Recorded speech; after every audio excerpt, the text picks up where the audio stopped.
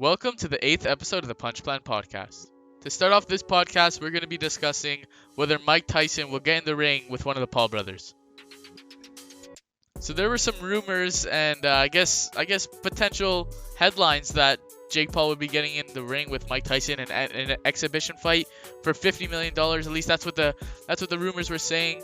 And come on, Jake Paul getting in the ring with Mike Tyson, it's just such a stupid fight, and I think it will never happen. I mean, Mike Tyson replied to it on Twitter saying, this is news to me. I just saw Jake. He didn't mention anything. So, I think that's not going to happen, and it just doesn't make sense. Yeah, I just want to start off by saying, regardless of who you think is going to win, whatever, Jake Paul, Mike Tyson, this fight is so dumb. It should not be happening Yeah. in any way. It doesn't even matter if you're one of the biggest and best fighters of all time. Like, at this age, honestly, unless it's like a little exhibition for fun, who am I to tell these people what to do? But, come on, just for their health. It's just not healthy in general. Yeah, the Mike Tyson versus Roy Jones Jr. fight was nice because they're both older and they're slower, and they were treating it like a spar. Like, it wasn't a serious fight where they were trying to take their heads off. They were just taking it lightly. Just playing around, messing around with each other, and just having some fun. So I think it just for him to get in the ring with Jake or even Logan Paul, because I feel at the end of the day, if he fights one of the Paul brothers, I think it makes more sense if he were to fight Logan, because Logan actually is coming off an exhibition with Floyd Mayweather and has actually been just doing his thing and not really looking at the same path that Jake is in right now, where he's actually trying to become a boxer and he's going down that road. So I think it makes more sense for Logan. Also, he's probably closer to the weight of Mike Tyson. Yeah, and like you were saying, Jake is trying to really become a pro boxer and prove all the doubters wrong by them saying, "Oh, fight a real boxer, fight a real boxer," and we see him actually wanting to continue his path in boxing and see how far he can take it. And Logan Paul is kind of just on this legend killing kind of run and just try to fight every single possible legend in the sport. Seems like going from Floyd Mayweather, and that's already a super high. And I guess the only way he could kind of top that or equal a fight with Floyd Mayweather would be with Mike Tyson, who's, of course, one of the most iconic fighters and people in history. Yeah, just imagine, he'd literally be the only one that'd be able to say he got in the ring with both Mike Tyson and Floyd Mayweather. That would literally be such a huge achievement and something to just put a stamp on his life. If he were to get a fight with Mike Tyson, that would just be insane. But I feel like this fight should just not come into tuition, and if it does, the only reason would be is just Mike Tyson would have to be desperate for money, because otherwise this just makes no sense for him to get in with one of these younger guys, which just Logan Paul, Jake Paul, they're training like boxers. They're taking their fight seriously, and they're actually training, and they're athletic. So you get Mike Tyson in there when he's 55 years old, and he doesn't have any of the same skills that he used to have, any of the same reactions or his power, anything, just literally anything on the physical side. His speed, it's just not gonna be the same. His aura and his hunger, everything. He's a nice guy now, and he's really turned over a new leaf. And just I don't think this fight would be in the picture, and I don't think it really makes sense, because both the Paul brothers also like Mike Tyson, and they've hung out with him, and he's been on Mike Tyson was on Logan Paul's podcast on Impulsive, and when Jake Paul was fighting on his undercard, he was kind of hanging out with Jake, and they're low-key friends, so it just doesn't make sense for them to get in the ring against each Well, other. Tyron Woodley was also on Impulsive, and we know how that turned out, but Yeah, true. Mike Tyson's been kind of training again and getting back into shape, of course, with that exhibition with Roy Jones Jr. But he still seems to be training, but still, it's not the same, of course, as Yeah. when you were in your fighting days, and you're probably not going to have the same speed and different elements of your game as you used to have. And honestly, it's just in general, no matter who you are, just kind of dangerous. But could you imagine in the fight, because of Mike Tyson's age, he has some hip failure or something, and Jake Paul just knocks him out? Bro, that It's would just a just be good night. so bad, man. Man, that There's would be the worst it'd look be on so anything. painful to watch, and just such a bad look for the sport. I mean, like you look at someone like Evander Holyfield, who was an absolute legend, did so much in his career, and was a cruiserweight world champion, moved up to heavyweight, became a world champion, and he just did so much. He built such a great legacy for himself. And his last fight against Vitor Belfort, when he's 58 years old and should not be getting in the ring at all, he just got stopped in the first round in just devastating fashion, which was just so unnecessary. Should have never happened. And like to see him go out like that was just incredibly sad. And and also you don't want to see these legends have a fight like that. Like yeah, we just saw Mike Tyson versus Roy Jones Jr., which is good. That's a good way to have a send off in your career. I mean, two legends that never really got the chance to go in the ring with each other, and had great resumes, great legacy of their own.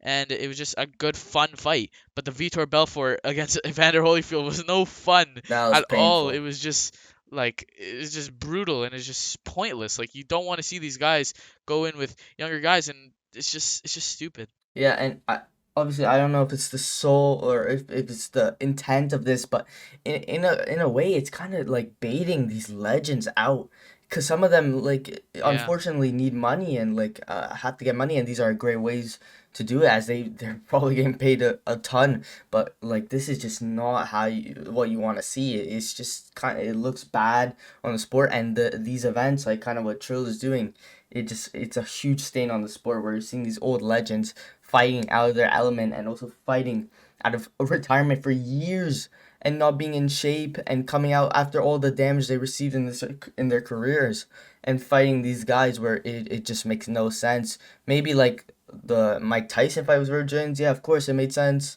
Both same age, both should have fought all that.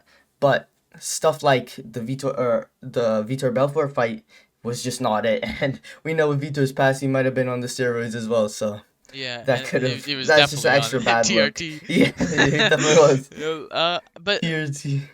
But yeah, I mean, it's like companies like Triller, uh, just to put them on blast here. Like, come on, like it's like these promoters are just daggling money in front of these legends' faces that they can't refuse. I mean, you saw what happened to someone like Frank Mir as well. Like, it's just so stupid that they would put him in there against Kubrat Pulev, who was an actual boxing contender and fought Anthony Yeah, and Joshua recently literally a just year fought for the ago. title. Yeah, Yeah, literally fought it's Anthony so Joshua for the dumb. title, and then they put him in there with Frank Mir. Now they're putting him in there against Junior Dos Santos.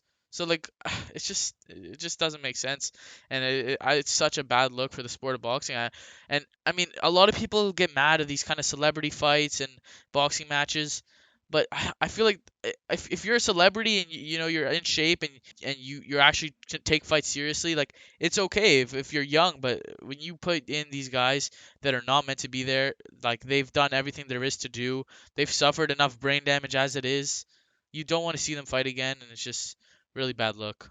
Yeah, and kind of how shifting a bit back to Jake Paul or Logan Paul versus Mike Tyson, how this fight or how a fight, if it were somehow by some crazy slash kind of dumb means happens, how it might play out. And I feel like I don't really honestly see a KO happening. I just don't. I feel like, it'll kind of be in the Roy Jones, if it's an exhibition, of course, in the Roy Jones fights where there'll be some like mutual respect, not to like go full out Unless you if it's get an Jake Paul exhibition. going in there Yeah, unless you get Jake swinging, Paul in a pro swinging. fight, Imagine he just actually going just for that tries to Woodley knock KO again. Tyson's head off. That would Yeah, just be so dumb. but like, come on, it's really hard to say since you got one of the greatest heavyweights of all time, but yet he's old and he's in his 50s. He's not in his prime, but how can you deny? Like, it's hard to say that it's just super hard to say that Mike Tyson would ever even lose to like Jake Paul or Logan Paul. But feel like if it would play, I personally have Mike Tyson winning just because of all the attributes and everything. And Jake Paul and Logan Paul are very new to boxing. I don't have much experience with great opponents. Of course, Mike Tyson has fought the best of the best at his time, and he'll still have the fight IQ. However, not as much as physical side, but I kind of see him just still getting the W. And it'll probably be an exhibition match if it happened. Because first of all, I don't even see Well, how there would be anyone no would winner allow a in an pro fight. exhibition. Yeah, there wouldn't be. So, I mean, no one would win. They'd all go home as winners. Everyone gets Yeah, it'd be a paid. draw like Mayweather. Mayweather. Not a draw, just didn't get Yeah, well, official. it's just non-existent, I guess. Yeah. Just like Logan Paul's money from that fight, I non-existent. I think the edge is probably to Jake and Logan, considering they're literally in their athletic peak and their prime, and they've been picking up the sport, while Mike Tyson took 20 years off of not fighting, is just not in a mentality of to fight. He has no hunger to fight. He has no real reason to get back in there or any motivation. So I don't see Mike Tyson Mike Tyson winning if they were to fight. Besides obviously his fighting IQ and his peekaboo style and his power, of course, but I just don't think that he'd be able to compete against guys like Jake or Logan, because they're not good boxers, but it just they're young and they're athletic, and I think they'd be able to beat Mike Tyson in my opinion, but it just should never happen, and it would be really disappointing to see this fight get booked. And now we're going to be talking about a boxing world champion who has been desperately calling out Jake Paul to fight. So the IBF Cruiserweight World Champion, I'm not sure how to pronounce his name. I think it's Myris Briedis or something like that. It's a complicated name to pronounce, but I mean he's been desperately calling out Jake Paul to fight. And I mean he's a very very credible name in the boxing world. He's 28-1 with 20 KOs and is the IBF World Champion. Only losses to Alexander Usyk, and I mean he literally gave Alexander Usyk the toughest fight of his career, giving him a majority decision. The only fight in Alexander Usyk's career that wasn't by unanimous decision or by stoppage. So gave Usyk his toughest fight, which is crazy to think that this guy's trying to fight Jake Paul now. It's just what crazy world we live in, but everyone's trying to get paid. Everyone wants that money fight, that big stage, and I just can't believe this is happening. Yeah, and like a guy of this level of Briedis's level to even be mentioning Jake Paul's name, it just seems down bad. Of Yeah, course, money talks, but like, come on, like this is feeding into everything Jake Paul wants, literally everything. it's a bad look. Watch Jake Paul somehow get a championship fight and becomes a boxing champion. Just imagine, That like that would be crazy, the world, bro. the No world would one go to would go. shreds. Would go Everyone to would go shreds. crazy. Like People would start riots in the streets. People would be hunting down Jake Paul, but then he's going to deflect the bullets with his new belt. And the massive uproar that would be happening is like this kid who's literally like a YouTube kid. Everyone in boxing and in combat sports in general has just been shooting this kid down, saying, "Oh, he doesn't fight boxers. He's a Disney kid," and no one likes him in the sport. And if he actually got a fight with Brightus and he was able to win by like a one punch knockout. And obviously, I mean, it's extremely unlikely that Jake Paul will be able to land a shot or that Brightus will give him an opportunity or an opening to land it, because I mean he's such an experienced fighter. He's been doing it, has an extensive amateur career, and has Jake Paul has been competing professionally for literally less than 2 years. So I mean this just makes no sense. This fight will probably not never happen. And I mean Brightus has literally been calling out Jake Paul with like I think he got a tattoo of Jake yeah, Paul. he did. Like, this guy did research as well. It said Jake's Jake Paul's bad bad karma or karma, something. Yeah, which like is referring to a tattoo that Jake Paul has. That he's done research. that's just He's bad. That's research just on bad. this. Like it look a bad look. I saw him singing a birthday song.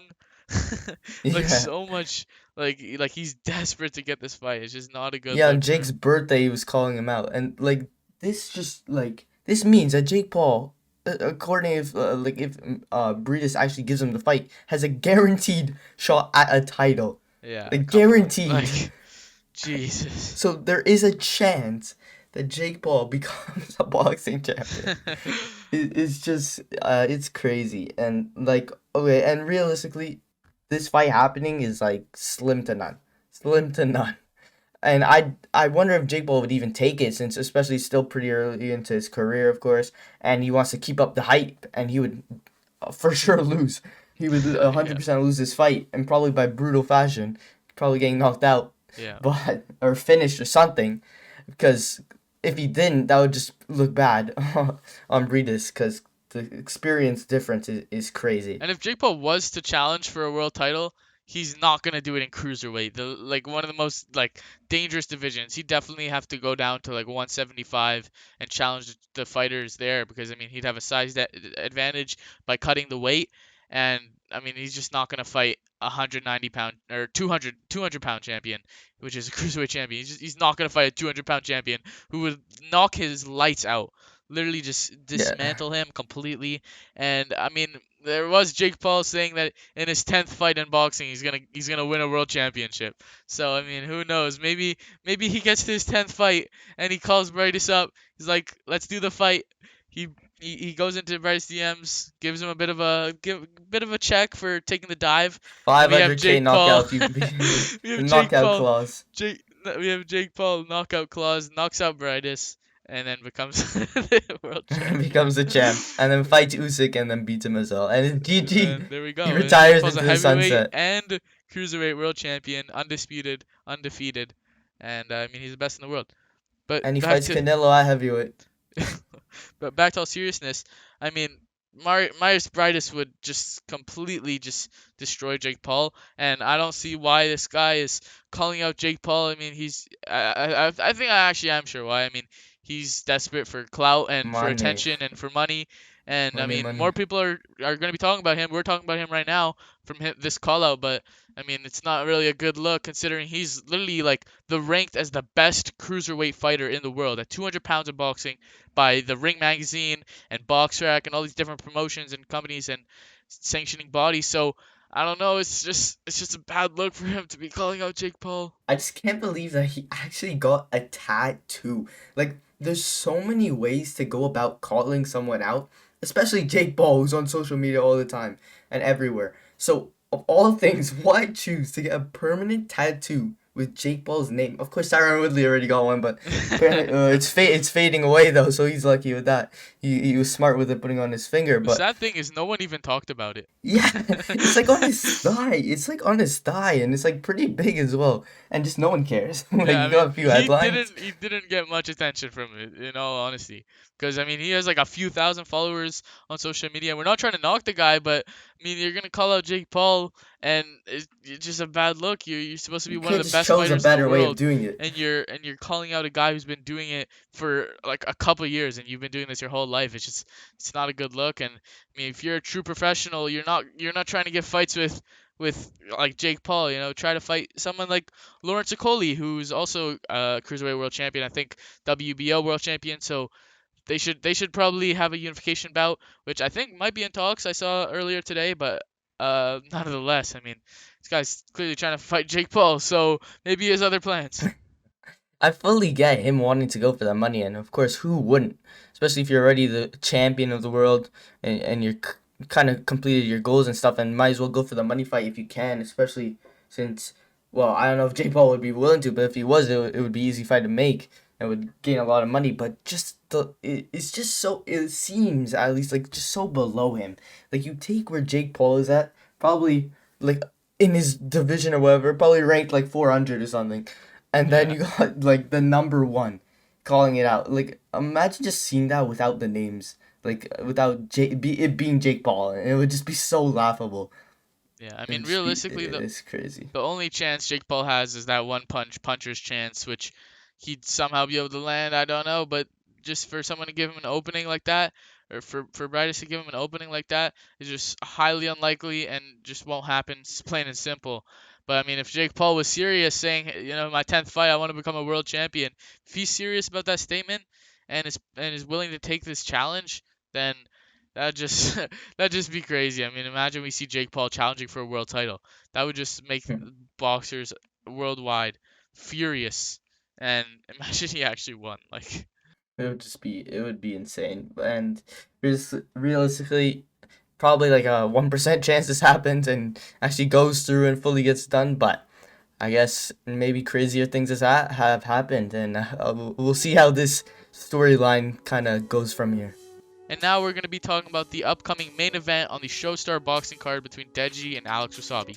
Yeah, so it's now been confirmed that Deji will be fighting Alex Wasabi on the Showstars boxing card. And originally, I'm pretty sure it was supposed to be Gib versus Austin McBroom or some other opponent, or probably Austin, on the main event. But now it's Deji versus Alex Wasabi on the main event. With Face And Temper and King Kenny on the co-main event, not even Gib. Yeah. So it'll be interesting to see if Gib gets booked for this event. But back on Deji, I mean, he's coming back off of those two tough and embarrassing losses, obviously to Jake Paul and Vinny Hacker. So it's gonna be interesting to see if he can find redemption in this fight because he looks like it looks like he's training, it looks like he's taking this seriously from what we know, but it's just both times that he's been he's been making it out to look like he's taking it seriously, and then he Yeah, we shows said this up last time. and it's just not, it's not there. The work hasn't been done and the work's just not been put in. So, I mean, it's gonna be interesting to see how he fares against Alex Wassabi. I mean, we don't know how good Alex Wassabi is in boxing.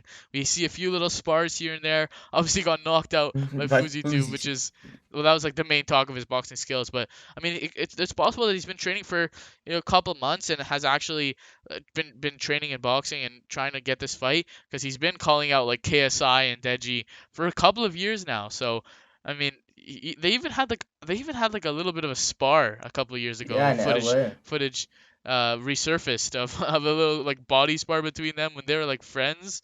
So I mean, there is a bit of a history, Yeah, I don't even think they were in training. and I mean it's definitely gonna be interesting to see these two match up. Yeah, and from Alex Wasabi's recent video, I kind of it seems at least like his skills have gone a little bit better. At least it seems like he's actually been training and potentially putting in the work. And of course, we've seen videos from Deji, and it seems like he's starting to put in the work and actually taking this serious and putting his full dedication into boxing and going full out with it. But yet again, it's hard to say for sure with Deji.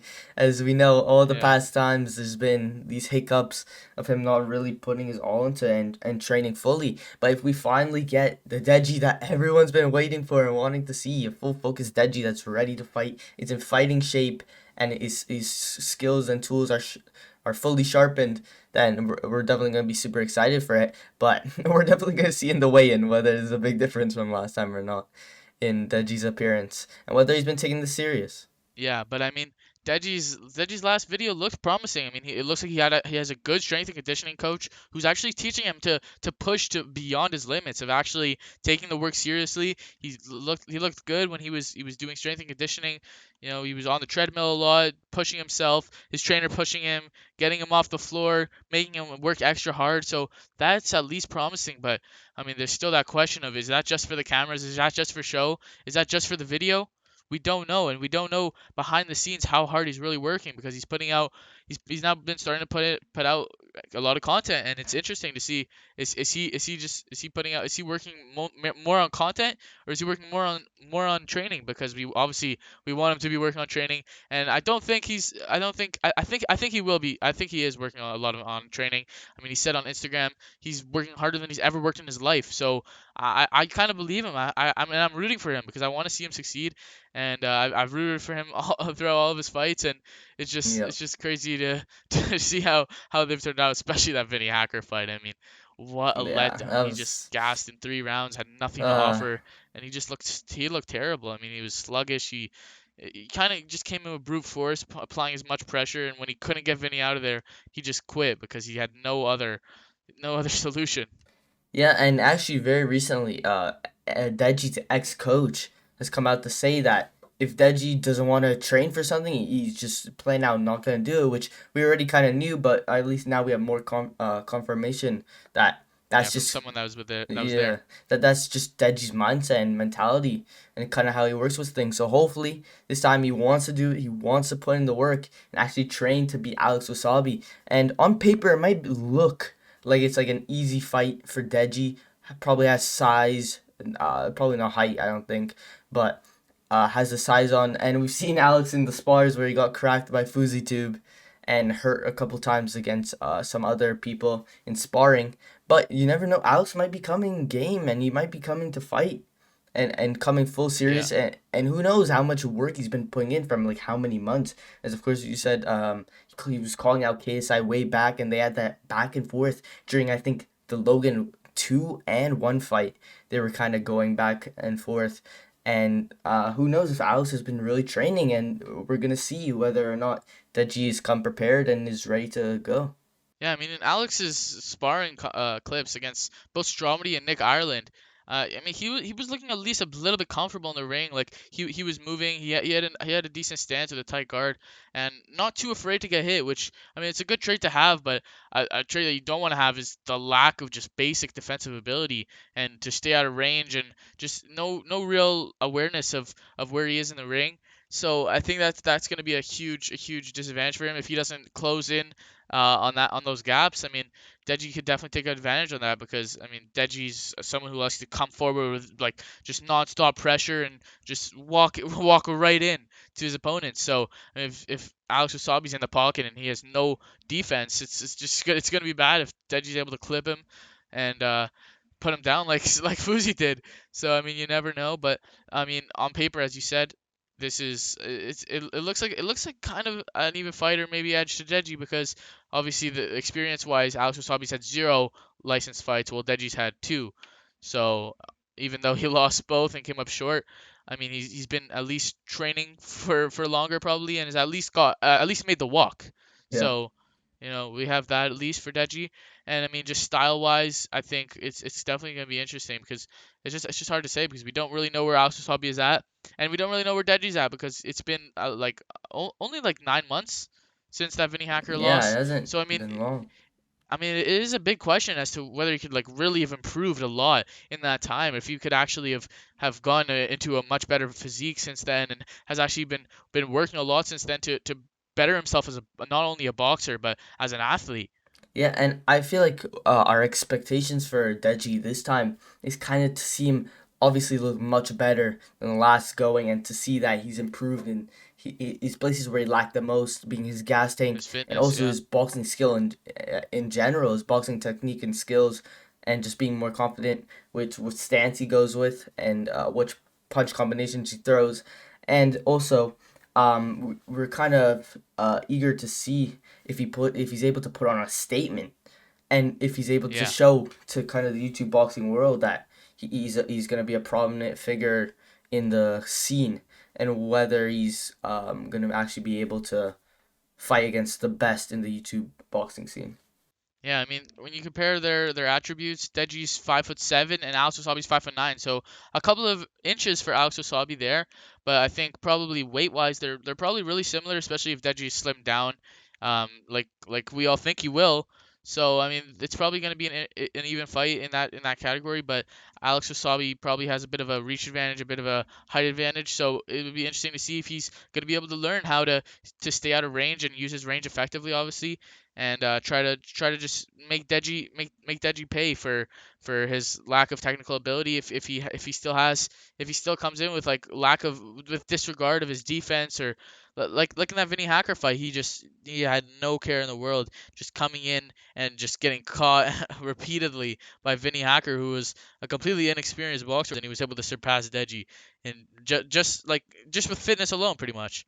Yeah, and he had So really no defense, and it was just open to getting punished and punished and punished, and eventually refs stopped the fight because he's just getting beat up.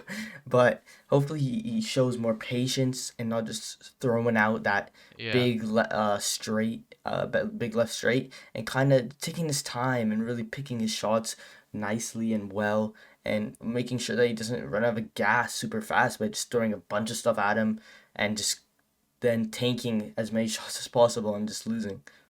Yeah, I mean, he was just spamming that that right hand, Yeah. the straight right, and switching stances to southpaw to orthodox, and it looked like he didn't even know what stance he was supposed to be in at half the time. I mean, he was just coming in with disregard of anything. Didn't even look like a boxing stance he was in. So it was just a really bad performance from him, and you can really see that he didn't train, and the aftermath of KSI, just kind of being disappointed in that video that he made about Deji. So yeah, I honestly hope that Deji finds redemption and at least just comes in fit. That's like my main expectation for him. Like if Yeah. he doesn't come in fit, then there's no point to watch because it's just stupid. Like we've given this Okay. guy so many opportunities to just prove himself. Like he really just has to prove to himself that he can really do this, and I really hope he can because he looks like he has a lot of potential. People say that he has natural athleticism and natural boxing skills, which personally I don't really see especially from his last performances. But I mean, it's possible. We don't really know because there's a lot of unknowns, and he just doesn't he hasn't worked hard enough up until this point. So yeah, we really high hopes for Deji. Hopefully he comes back better than ever. But it's gonna be interesting to see how he fares against Alex Wasabi.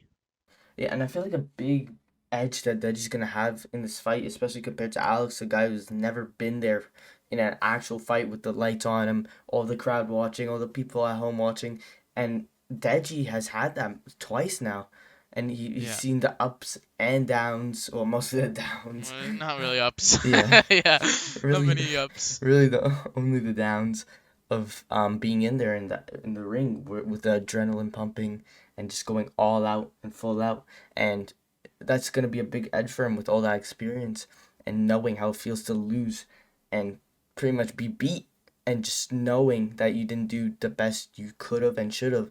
And we'll see if he's actually going to adapt what he learned in his last performances and take this into account for this next fight and really show what he's learned and what he's gained from his experience wise. Yeah, and I mean a big flaw of Deji's that I feel like we saw in that Vinny Hacker fight was that just he held on to that Jake Paul performance for way too long. I mean, he was at that point Jake Paul just knocked out Nate Robinson, he just knocked out Gibb, just knocked out Ben Askren, and and Deji was the only fighter who actually pushed Jake and made him his nose bleed heavily and and actually gave Jake a little bit of a challenge there, even though Jake pretty much just dominated that fight. But Deji held on to that, saying that he lasted longer than Nate Robinson and Ben Askren and Gibb, and he really just and that was like Jake Paul's first fight. It was an amateur fight with headgear, and it just he I feel like he held on to that, and that kind of held him back in that Vinny Hacker fight where he didn't feel like he had to do so much to train. He thought he could just walk right through Vinny, just continue along, and just not the case. So I feel like that really held him back. And also with Deji finding a new team, it's gonna be interesting to see if this is gonna play into effect because I mean that last team of his did not look they pushed him or they really tried anything to do anything. So yeah, I mean we saw Deji in the video with a few different people surrounding himself with people that seemingly better people to be around, and I mean hopefully they just have the credentials of that boxing skill because I mean it's not only his fitness that he has to work on, it's also his boxing ability and just to be able to just actually learn how to box, be able to be a smarter fighter and a better fighter just overall, not just fitness wise. Because I mean, he was coming off that Vinny Hacker fight saying my cardio failed me, my fitness, my stamina failed me. But it wasn't just that; it was also his boxing skill. And now we're going to be talking about a potential match on Showstar Boxing between AnEsonGib and Austin McBroom. So Gibb has been putting out a few videos on his social media calling out Austin McBroom to fight and saying how Austin McBroom doesn't want to fight and he has trouble with signing the papers and actually signing the dotted line to actually make the walk against Gibb, which is very interesting to see because obviously we had that social gloves event where Austin McBroom did not come out the best in that fight. Or in that event, obviously his fight went well with Bryce Hall, but when you look at the aftermath of all the controversy that happened with social gloves and all of that just got put right onto him as he was pretty sure the CEO of the company where they didn't pay their fighters and there was a lot of controversy in that event.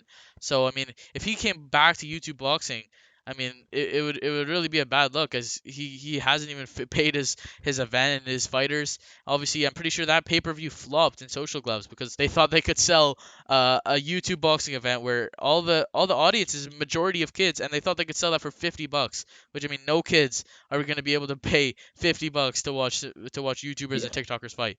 So I mean, that was just a overall just bad marketing play on their part to price that $50 and to think that they'd make so much money on the event. It was just super stupid. Yeah, and I don't know what's the chances of if the Any Son Give versus Austin McBroom fight actually occurred. Would it be on Showstar? Because I feel like Austin McBroom would be the type of guy that wants his fight to be on main event and to be the kind of star of the show. And now we know that Deji versus Alex Wasabi is the main event. And I doubt at this point they would probably change a main event of their whole event, and it wouldn't really make sense to change that now, especially with it not being too far away and it's already confirmed. So I don't know how that would play out, or maybe Give versus McBroom happens on a different card, and maybe Austin makes a new company and then scams his fighters again. or just social gloves too. Yes, I mean, social you gloves never know. too. But Gib has been saying on social media how if Austin McBroom doesn't want to sign the dotted line, then he'll fight someone else. He'll fight someone else on Showstar Boxing, which is definitely anticipated. We want to see him back in the ring. Gib is definitely a huge draw in the YouTube boxing scene with his huge backing of the UK audience and kind of the same kind of fan base that KSI brings to the table and the Sidemen and all them. So yeah, it will definitely be exciting to see Gib come back. Just like it's exciting to see Deji come back and hopefully look for redemption, just like Gibbs had in his last fight against Taylor Holder. An incredible redemption where you really saw that he outclassed Taylor Holder over the course of every round and just completely dominated that fight, took over, and it was a beautiful performance. Obviously, coming off his first round loss to Jake Paul, definitely showed redemption and his improvement since then. So, yeah, it's definitely interesting to see Gibb get back in the ring, but Austin has not seemed to put so much interest in this, but other options are out there for Gibb. I mean, there's the Slim fight, which is possible because Slim has obviously been having back and forth with Gibb for quite a while, but Slim's not really that relevant in the scene, and he doesn't bring a lot to the table compared to some other guys. But there aren't really many options for Gibb to come into this space because Austin McBroom is probably the main guy that he could get right now, but doesn't look like he wants it. There are other options like Anthony Taylor or Josh Bruckner, but I'm not sure how likely they are. Yeah, and just like Gib had a great performance against Taylor Holder, on of course on the same card, Austin McBroom had a great performance against Bryce Hall, where he displayed some decent techniques there with some good straight punches and had a good solid switch stance and mixing it up, kind of giving Yeah, Bryce Hall different looks, and managed to badly beat up Bryce Hall to a bloody pulp, and yeah, got the TKO in the third round. And it seemed like he had some potential there with not too much practice kind of time, with only having a few months to prepare, and he looked decent in his first outing. And I'm pretty sure he didn't really have much boxing experience beforehand. Of course, he's pretty athletic with having that basketball kind of background with in college and stuff, but otherwise no real experience in boxing. But he showed to have good technique and some decent stuff that could pose a threat to Gibb. But of course, Gibb, we've seen so much improvement from that Jake Paul fight, where he really yeah. took his loss and kind of learned from it and see what he did bad in that fight and just adapted it and pretty much evolved as a fighter and showed a bunch of different new techniques that we didn't get to see earlier, and showed great pressure striking where he was just pressuring Taylor Holder and just pretty much teeing off on him. Yeah, I mean, comparing their wins, I mean, I think Taylor Holder's definitely a much better win than Bryce Hall is, but at the same time, Austin McBroom did TKO Bryce Hall. So, I mean, it's definitely an interesting fight. I think style-wise, this is incredibly interesting, because we've seen Gibbs struggle with the kind of style of Jake Paul, where he just times his shots right and makes sure to be able to land the right shots, but as well, we've seen Austin McBroom in the pocket, not looking too good as Gibbs a pressure fighter. He's nonstop coming forward, nonstop high volume, incredible pace, and just insane cardio. So I mean, if Gibbs able to get on the inside and just put a beating on Austin McBroom, that could pose a huge threat as Austin doesn't seem to have any real answers to that. I mean, he doesn't really throw combinations. He really just throws like no punches and bunches, just power shots with no real setup and not really any regard for setting traps and actually making his shots effective because obviously that Bryce Hall performance maybe it wasn't the best opponent, so we didn't really get to see much of what he could do, but I think this is definitely an interesting fight, and stylistically it's just really interesting considering that Austin might struggle with that pressure of Gibb, and Gibb might struggle with the power shots and the timing that Austin McBroom might bring to the table. So it's definitely stylistically a nice and interesting fight. And obviously we know both of these guys have been wanting to get back in the ring. Austin McBroom said he's gonna get back in the ring in March, which would put it in line to be on the Showstar Boxing event, which is interesting. And another interesting thing is that Gibb is one of the most experienced YouTube boxers. He has the most experience in the ring in YouTube boxing besides Jake Paul, having 4 fights in the scene. So yeah, it's definitely gonna be interesting to see how this fight plays out. Yeah, and I feel like if Austin McBroom really wants to be cemented as one of the best YouTube boxers in the scene, and really wants to showcase his skills and to maybe get a fight with KSI in the near future, if that ever happens, then I feel like Gib would be a huge stepping stone if he were to be able to beat Gib, which of course would be a super tough challenge, but would really bring him in line if he wanted that KSI fight, since of course KSI and Gib are very close friends and trained together numerous times as sparring partners and all of that, and training partners. And if Austin wanted to really showcase that he had the skills and could potentially even challenge KSI or maybe Jake Paul, even though Jake Paul is of course way above that level Yeah. now, way above that level, but something along those lines, then he's really gonna have to showcase it against someone good, and that's what Gib is. He's one of the best YouTube boxers. Yeah, and Austin McBroom actually posted on his Instagram story a couple of months ago that he wanted to fight Gib this year and then later in the year to fight KSI. So Gib would kind of be his warm-up fight, and when he beats Gib, puts a statement, then he'll get in the ring with KSI, which is kind of the approach that Jake Paul had all the way back in 2020 when he fought Gib. He was planning of putting on an amazing performance against Gib and then fighting KSI later that year, which obviously he did end up getting that performance against Gib, but the KSI fight never came into tuition, obviously with COVID and how the pandemic started in that same year. So a lot of unfortunate events that led to that fight not happening, and obviously KSI taking a break from boxing and kind of pursuing music in just different in just a completely different industry. So we don't know if KSI is going to come back to boxing even. So it's definitely going to be interesting to see if Austin McBroom could maybe put a performance against Gib and call out KSI, because I feel like that would definitely be his approach, and it's definitely what he wants to work towards. So it's going to be an interesting fight, and it's going to be interesting to see if this could happen on Showstar, because that's a fight coming up soon. It's in like 50 days, so yeah, it'll definitely be interesting. And now we're going to be talking about the upcoming exhibition between Floyd Mayweather and Money Kicks. Floyd Mayweather getting in the ring with Money Kicks, I'm pretty sure an influencer. All I know is he's a billionaire, 20-year-old kid who's like 5'5", and I mean apparently this guy is gonna get in the ring with the greatest fighter of all time, 50-0 and undefeated, has one of the best resumes in boxing, fighting like 26 world champions. This is just like the worst look probably Floyd has ever had in his whole career.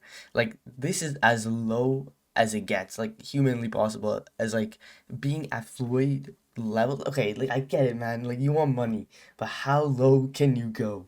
Like, this ain't it. Why? And apparently they're gonna be fighting on a helipad. A helipad. Like, why? Like, what is the Money point? Kicks is just gonna fly off. I wonder he's gonna fly away. I wonder how much money Floyd is getting paid for this, because it's got to be a crazy amount. Of course, we know Yeah, he's a billionaire kid, so he's probably getting a nice bag. And I'm pretty sure yeah, his this dad's a billionaire. and this just like this makes zero sense. First of all, like, what kind of matchup is this? You've got a guy that's 50-0 against professional boxers, has beat some of the greatest fighters to ever exist, against some random guy that fought a guy named Money Kicks has fought a guy named Anus. What is Bro. happening?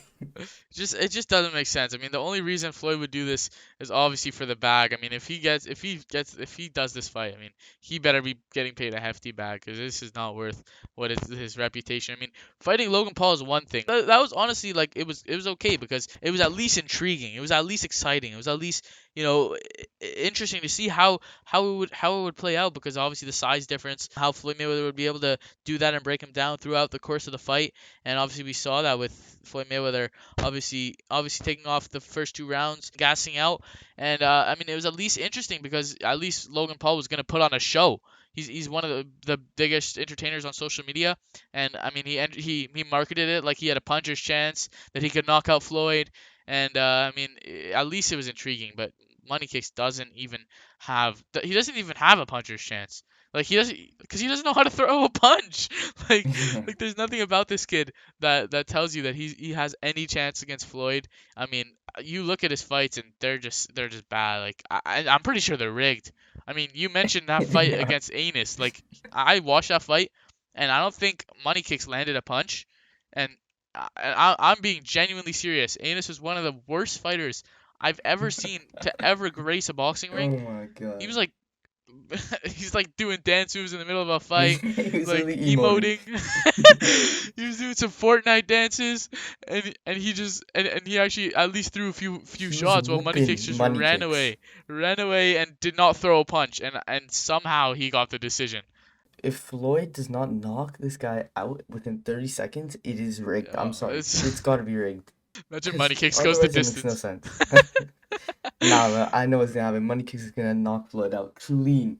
He's gonna be the one guy to beat him. And something I Easy. noticed is I'm watching Money Kicks' fights, and he has no tape on his gloves in both of his fights, and he's wearing Velcro gloves. It's not even lace boxing This is gloves, like a suspect, commission bro. boxing fight. Like So that is, if that's suspect. not so sus, he literally is not. His opponents completely taped. Everyone on the card, all their gloves are taped up. I mean, they looks like they're at least taped up for a boxing match. It's a boxing match, it's a boxing match. And this kid is literally coming in there with no tape on his gloves, with Velcro gloves, just straight in there, and just such a joke. Like it's honestly stupid. I'm not really trying to slate him, but for Floyd Mayweather to get in the ring with Money Kicks is just not a good look. I mean, the guy has no technique, no attributes to ever tell you that he's even athletic. Money Kicks is literally doing side missions at this point. Like, he's gotta Yeah, be. he's He just has doing too this for much fun. money to know. Yeah, he's literally doing it for money. He's like, yo, dad, pay this. What's his name? Floyd Mayweather? And just, yeah, let's fight him. Apparently, he's Yeah. good. We'll put on a show for the boys at home. He's just building his own boxing movie. He's just literally paying for his boxing movie. Floyd, the fact that Floyd's even taking this man is just, it's just, well, not kind of, it's just sad. It's just honestly sad. Yeah, I mean Floyd better beat this kid like easily within the first round, or it's just not going to be a good look. And I mean, just Floyd in general should not be getting back in the boxing ring. I mean, his last match against Logan did not look good. I mean, obviously he did what he had to do to beat Logan Paul, I guess. Even though Logan Paul kind of walked out of that ring as a winner because he went the distance with Floyd Mayweather. So I mean, Floyd didn't look too good at his old age, and he didn't look like he himself. So obviously the age is going to take a factor in how he has had a lot of injuries over the years and his long layoff now. So I mean, he just shouldn't be getting back in the boxing ring at all. But I mean, if you're going up against Money Kicks, I mean, you it's just stupid. I literally saw Money Kicks was literally admitting on his video that he knows he can't beat Floyd. He was literally FaceTiming Logan Paul. Logan Paul's like, "You're not gonna beat Floyd." And Money Kicks is like, "I Yeah, know, man. bro. I'm not dumb." I just I just accepted this fight with the greatest fighter of all time, and I know I'm gonna lose, but like it's fun. So yeah, I'm just building my own movie, man, and So I'll like cut out the bits where he's punching me. I'll just pretend like I knocked him. so like it's like what is the point of this fight? If the guy It's who's so going in dumb. there literally knows that he's gonna lose, he knows he's gonna get knocked out probably, and he's going in there with Floyd Mayweather. It just makes no sense. Floyd shouldn't even be getting in there anymore. I don't want to see him back in. This has gotta be the biggest jump in a competition of all time. Yeah, I mean it's just It's not a just a good look at joke. all. Lloyd should never take this, and I just the fact that this is even happening is pretty just sad. It's terrible for the boxing world, and it's just uh, And something even worse is like Logan Paul had a huge size advantage on Floyd Mayweather. And Floyd Mayweather has a huge size advantage over Money Kicks. Like, what are we talking about here? The greatest fighter of all time who has last weighed in at like 155 pounds. Well, Money Kicks hasn't even had a weigh in before. It probably looks like he's like 120 pounds, maybe even like less. I mean, he has a huge size advantage over Money Kicks. And this is just a nonsensical fight. This should not be happening, but who knows? I mean, maybe Money Kicks pays for that knockout. And now we're going to be discussing our analysis and predictions for the upcoming unification heavyweight title bout at UFC 270 between Ciryl Gane and Francis Ngannou.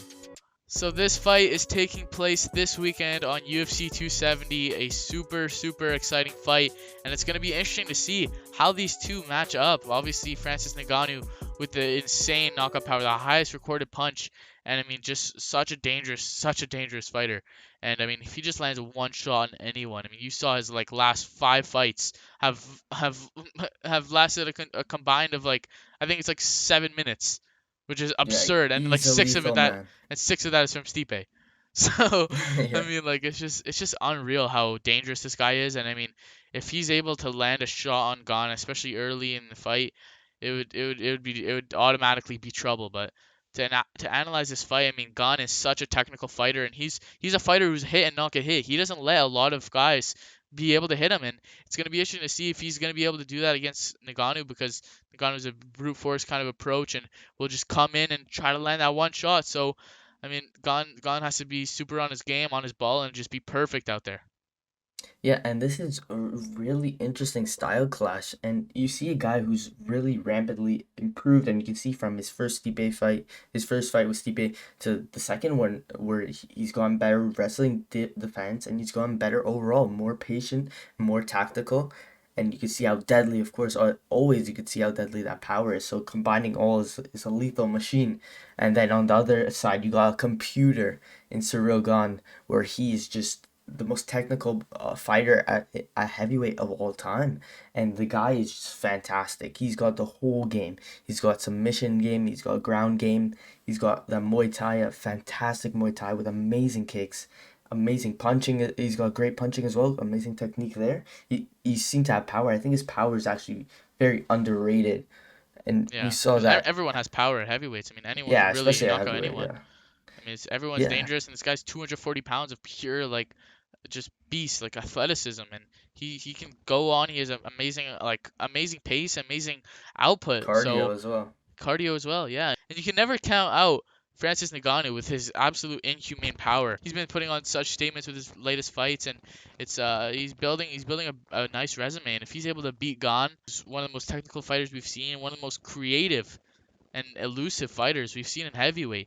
which is unreal. It's like we're looking at something completely different than we've ever seen. So if he's able to beat Gane, I would definitely put on a statement on his career. And I mean, with all the controversy that's going around Francis Ngannou, I feel like he really needs this win to really to really just cement everything that he's been doing in the last couple of months. Yeah, you gotta wonder with all these public contract disputes with the UFC, his money dispute, and him wanting to go into boxing. You gotta think whether or not that plays a toll into his mental side going into this fight, and how focused he is on the task at hand. Of course, when you're at this level and heavyweight champion of the world, you're expected to be fully focused on task, and I think Francis probably still is, and he's definitely gonna be as dangerous as ever, but you gotta think you got this hungry guy in Ciryl Gane who's coming in, and then also you got Francis who's obviously still hungry, but the guy has he said himself he's achieved his goal, and now he's kind of looking to other avenues like boxing.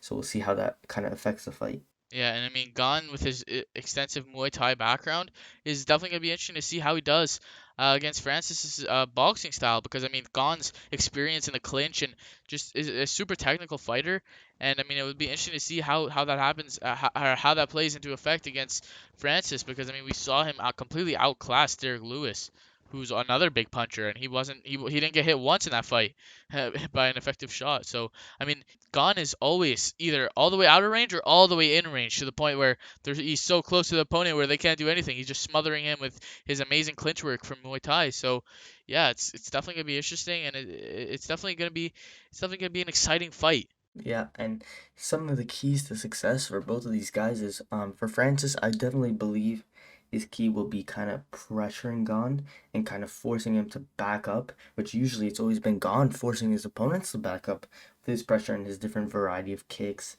and different techniques. But if if Francis can do it like he's done, because usually his Francis's opponents back up due to kind of being pressured and frightened of his power, and that's where you could see a lot of his knockouts come, like the Rosenstrike knockout, where he blitzed him and killed him flat in like 20 seconds with a brutal barrage.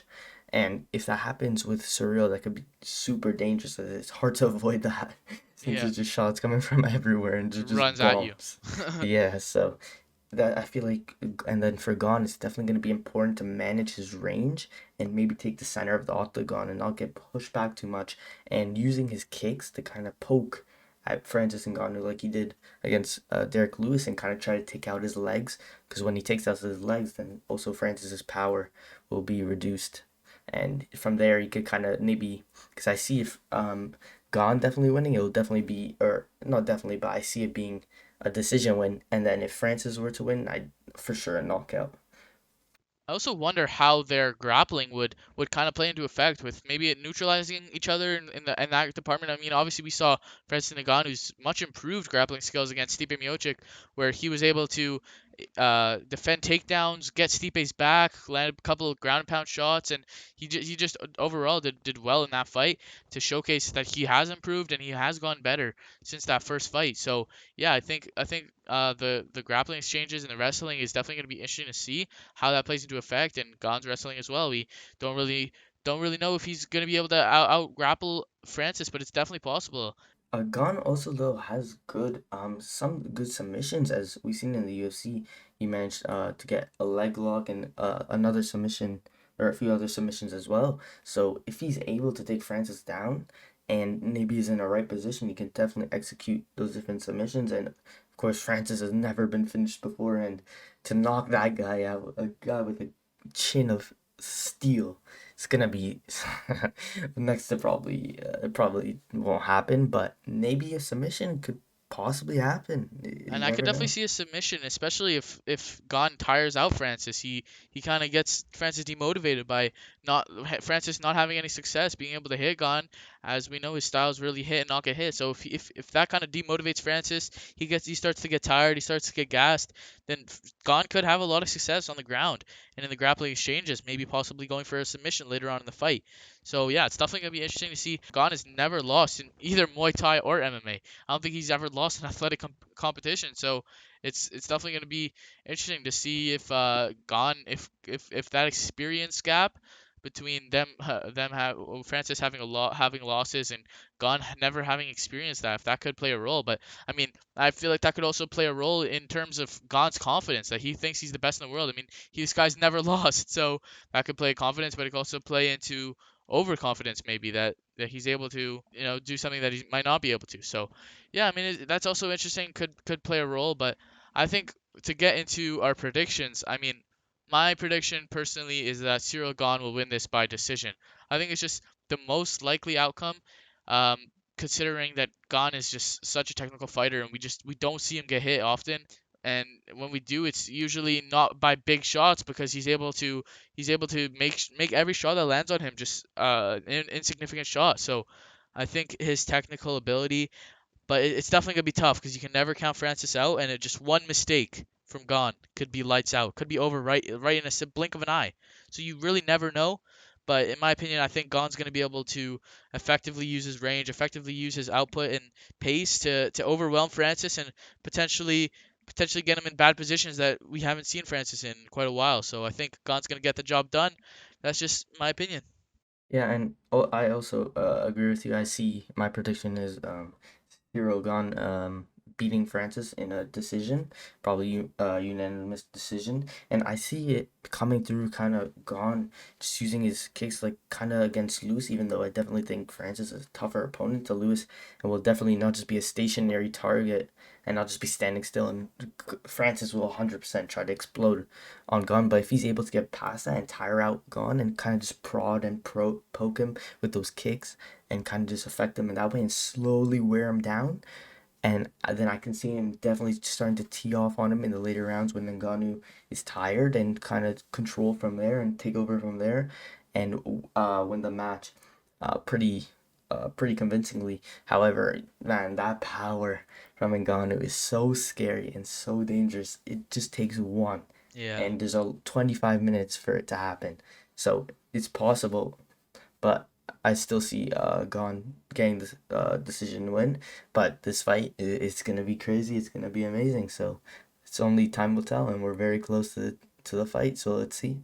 Yeah, and I mean, Gane is 10 and 0 in MMA and is on a huge win streak in the UFC alone. It's 7 wins and it's just come out of nowhere. And it looks like he's a new breed of heavyweight with him being so athletic and so just naturally gifted and technical. So it's so interesting to see how he's gonna do against Francis. And I mean, if he loses this fight, it it, it doesn't really set him back too much because obviously he's still gonna be a highly ranked contender in the division, and he's still gonna be he's still gonna have a lot to offer. So I think if he's able to take a loss well, even if he loses to Francis, he's still gonna maybe become champion in the future because he just has so much potential. And I mean, he's only been doing this in combat sports for 6 years, and he's already gotten to the point where he is now, where he's fighting for a world title. So it's super impressive. And I mean, his style is so good where he switches stances and confuses opponents, give people different looks, and it's super elusive. So I think it's definitely a super interesting fight, and I can't wait for the unification bout on Saturday. If Francis does end up losing, I just kind of see him maybe possibly leaving the UFC and going to boxing as he's been talking about so much in these past couple of weeks. And it definitely seems like he's kind of done, or at least he's saying that he's done with the pay that he's getting. So if the UFC does not increase his pay from what he's getting currently, then I see him kind of transitioning to boxing and see what kind of money fights he can get from there. And only time will tell whether Francis or Ciryl will win, but I'm very excited for this fight. Yeah, it'd definitely be interesting if you were to go to boxing, but I think Gane might have his number personally, and it's you can never count them out. So we're gonna see who the baddest man on the planet is on Saturday on UFC 270, and I'm super excited for it. Thank you guys so much for watching slash listening to the 8th episode of the Punch Plan podcast. And thank you guys so much for all your support recently. And we've managed to hit 100 subscribers, which is insane already. And we're going to keep on going and just hopefully reach even more heights. And we'll catch you guys next time. See ya.